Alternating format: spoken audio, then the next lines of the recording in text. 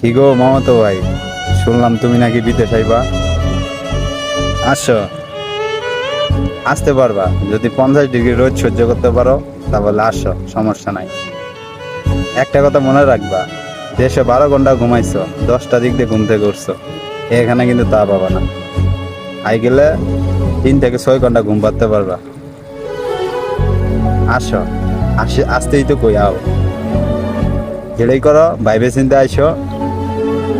বিদেশ আইয়া নিজের লাইফটা আবার নষ্ট করো না। এই বিদেশ এমন একটা জিনিস, কেউ পরিবর্তন কেউ ধ্বংস হয়ে যায় গা।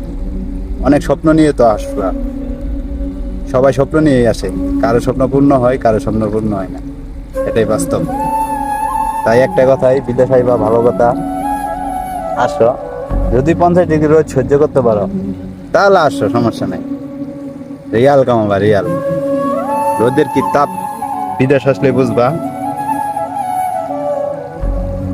যতটা সোজা মনে করতেছ দেশে থাকতে, অতটা সোজা না, বিদেশ আইলে বুঝবা। দালালে কইব একটা, হবো একটা।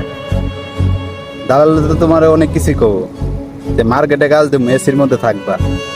বিদেশ আইবা, বিদেশ আই বুঝবা এসির মধ্যে কাজ নাই কি এর মধ্যে কাজ। যখন রোদের ভিতরে পড়বা, 50 ডিগ্রি রোদ মাথার উপর পড়বো, এই যে এভাবে কাটিং দিছো না, এই কাটিং আর দিতে পারবা না।